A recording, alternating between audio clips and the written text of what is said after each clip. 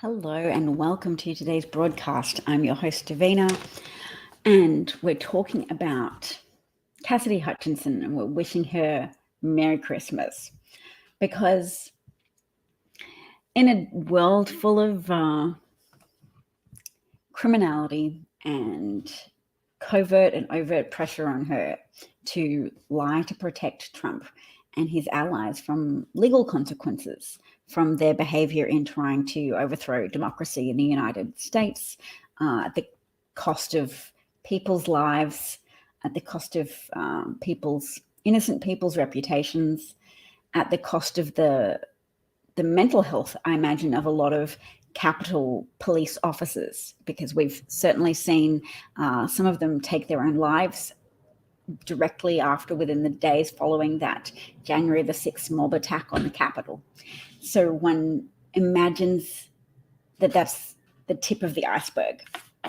You often see the most extreme responses to an event, and there's a lot of unseen damage that you can just extrapolate from the visible parts.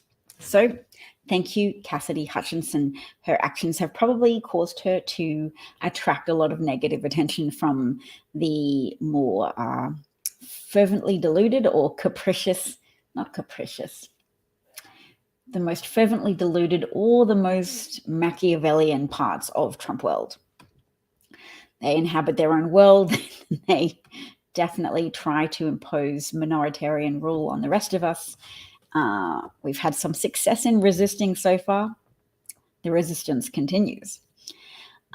So Ryan Goodman, who is a former special counsel at the Department of Defense and now is an editor of a website called Just Security, and was a former chaired professor at Harvard Law and at NYU Law.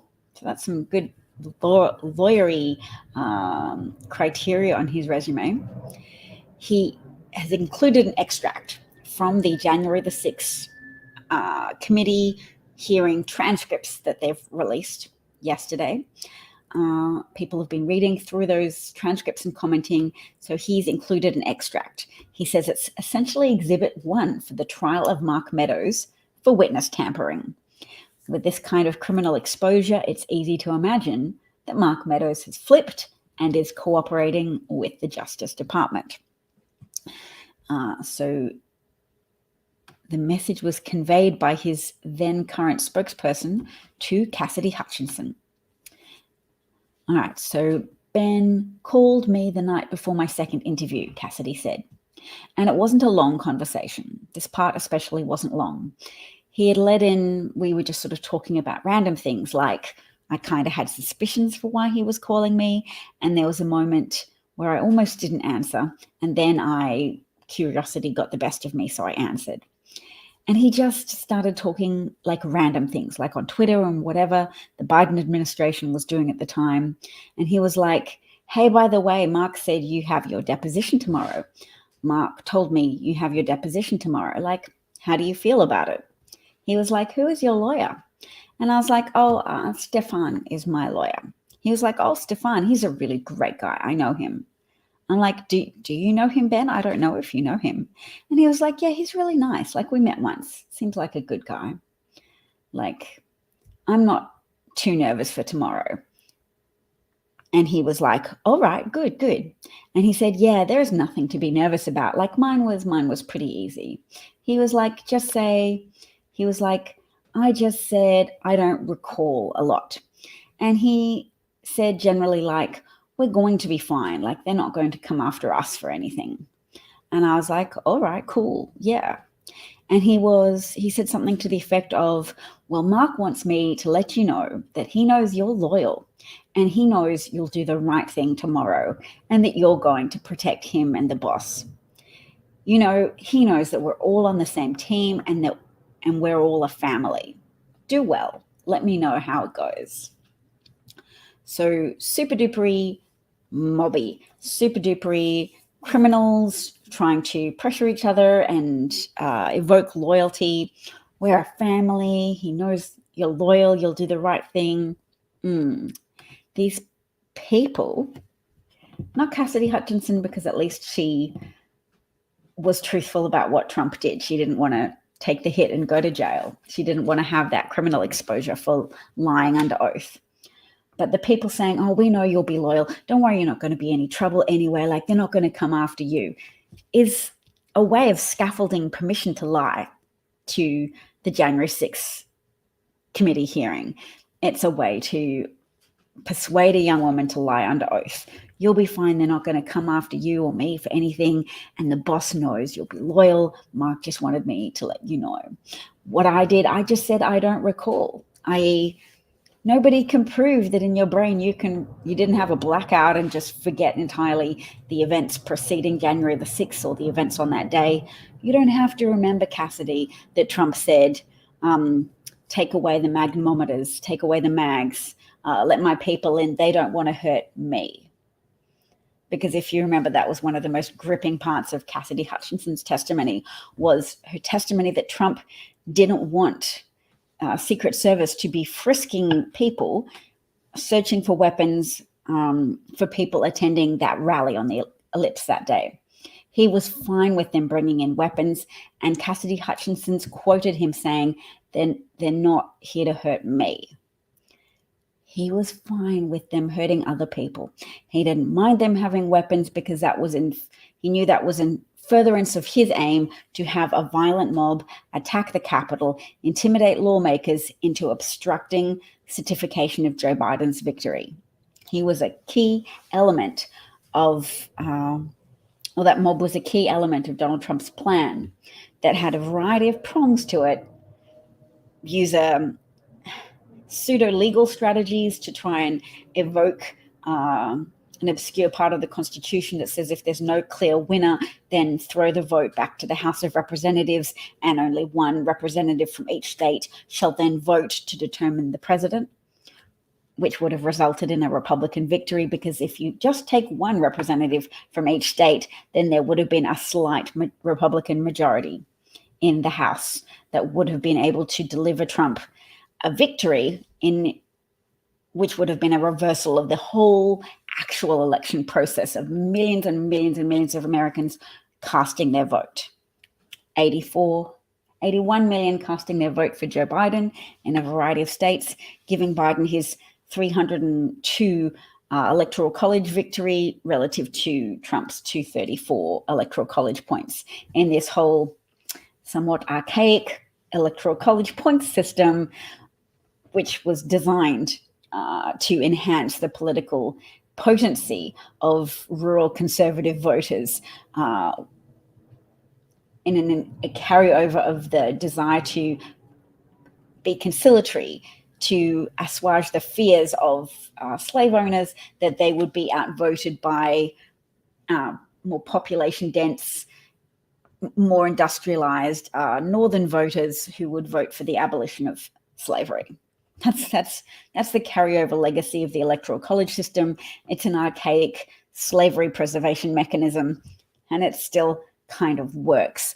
No doubt there would be fewer private prisons. There would be fewer pro-slavery dynamics in modern America had the electoral college system not existed and been able to overrule the popular vote so many times in the course of American political history.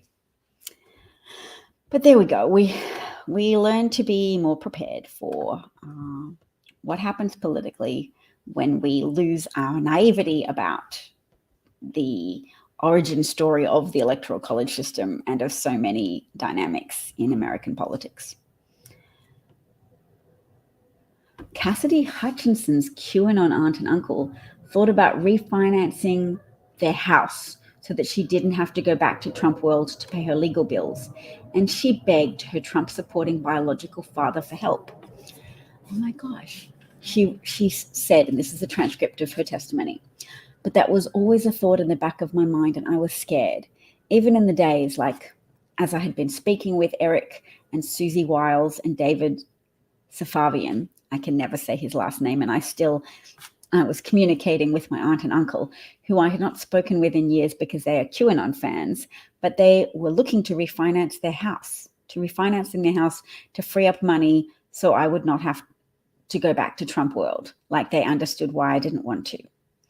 I don't have a relationship with my biological father, but I went to his house one night. I drove up to New Jersey and I went to his house and I begged him. It's probably one thing I regret in all of this. I wish I didn't have to stoop to that level because it was a no, but I begged him to help me. I said I would pay him back, like, name your interest rate. Like, I just need help. And I remember saying to him, you have no idea what they're going to do to me if I have to get an attorney with Trump world. Because he's a very big Trump supporter, as is his own right. And it's not me being critical, it's just a fact. And he just didn't get it. And I didn't expect him to, but I left there feeling defeated. So, oh my God, she regrets doing that because he said no anyway. So she feels like she humiliated herself for nothing. Oh my gosh. Well, this is a little bit, what's this video? We've seen bravery and honor in these hearings. That's Sarah Matthews. And Ms. Matthews and Mr. Pottinger, both of you will be remembered for order. There is no way to excuse that behavior. It was indefensible. And Oh, Shane Moss and her mother, Ruby Freeman, they were the poll workers who were smeared by Rudy Giuliani and others, and the then president himself, who knew to punch down on Black women would be a popular move because the Black woman is the most disrespected person in America in a generalized sense, in that it's a group that people often feel comfortable denigrating. If they think they can pin an accusation on someone from a denigrated social group, they do it with more ease, with less reservations, because they know they will have company. Freeman are an inspiration to American women. Yep.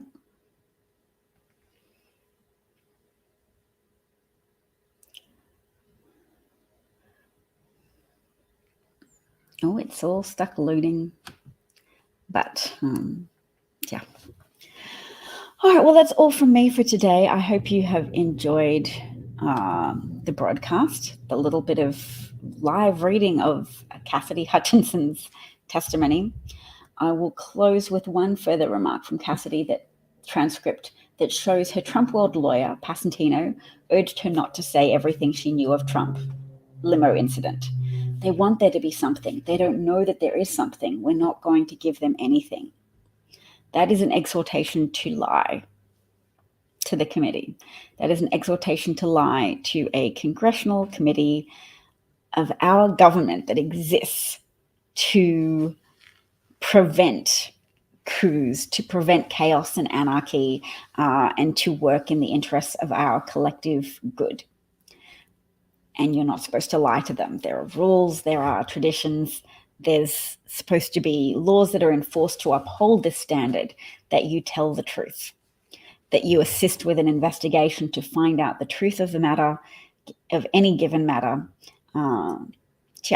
So thank you to anyone who watched the broadcast today. Thank you to any replay viewers.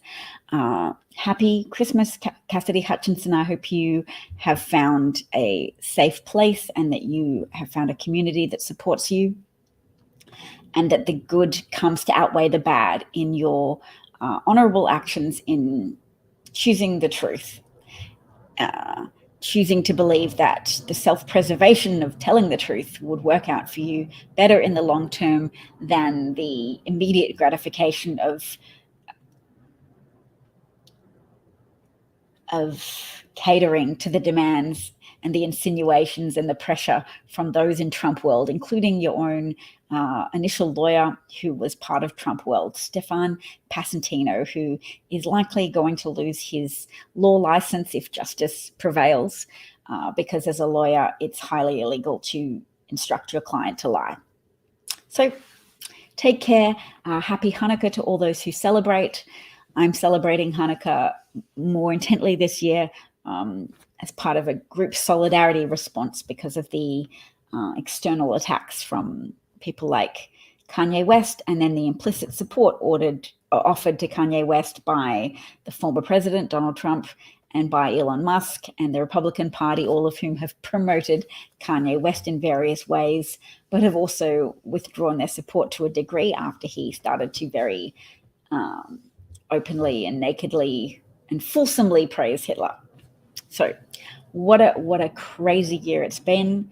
Chag Sameach to my fellow Jews, practicing secular or observant, and all the best to your family and friends for this festive season. Bye.